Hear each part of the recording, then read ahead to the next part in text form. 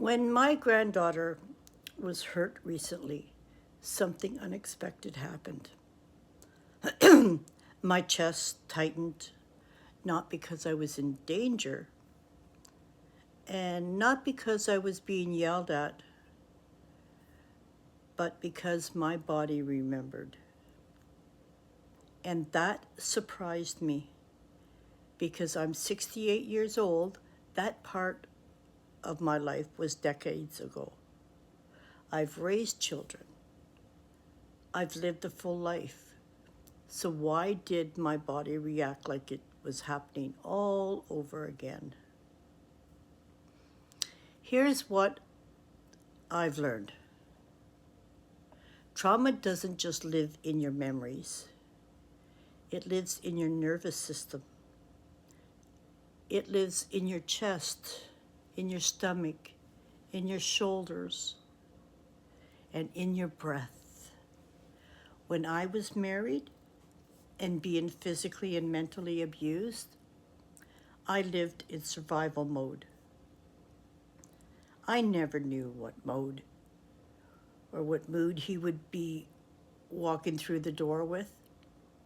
That kind of unpredictability trains your body to stay on alert, always scanning, always bracing, always preparing.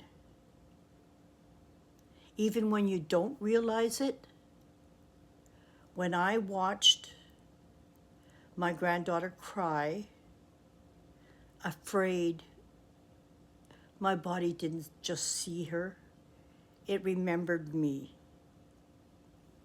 The shame, the fear, the guilt, the anger, the wishing it was just all a dream, wanting it to all go away, the feeling of being trapped.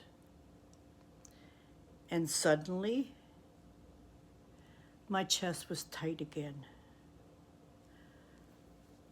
I wanted to go back to sleep.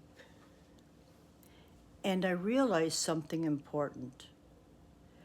Wanting to sleep wasn't a weakness.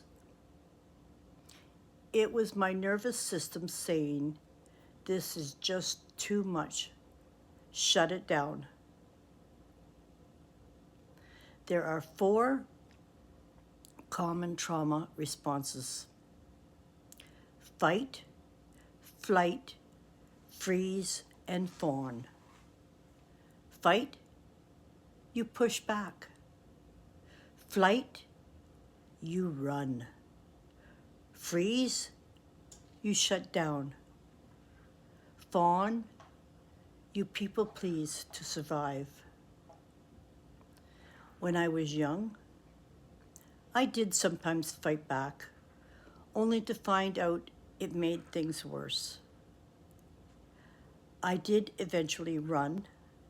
I could not take it anymore. I became someone I wasn't. I couldn't freeze because I had children to care for. I mostly fawned. I stayed quiet. I tried harder. I made excuses. I kept the peace. That's how I survived. And survival strategies don't disappear just because time passes. They live in the body. So when my granddaughter chose differently, when charges were laid, when there was a no contact order, part of me was proud. And part of me felt sick because my body remembered what it felt like to endure instead of act. That's not shame. That's stored trauma. But here's the beautiful part. When I put my hand on my chest and breathed slowly, When I speak to that younger version of myself and say, "You are safe now," something softens. Not instantly, but slowly.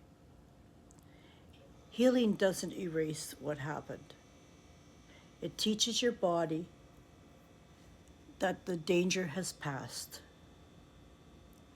If you are over 50 or over 60 and something from your past still tightens your chest, you are not broken. You are not dramatic. And you are not weak. Your body is remembering what it survived. And it survived a lot. For years, I thought strength meant staying. Now I understand something different. Strength is awareness. Strength is compassion for the woman you were. Strength is watching the next generation choose differently and allowing yourself to feel both grief and pride at the same time.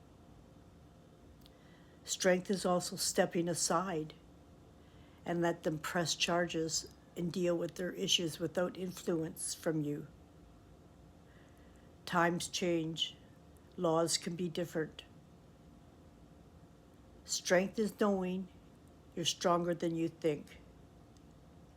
Strength is listening and sharing. Trauma may live in the body, but so does healing. Every deep breath, every boundary, every time we speak the truth, that's healing happening in the real time.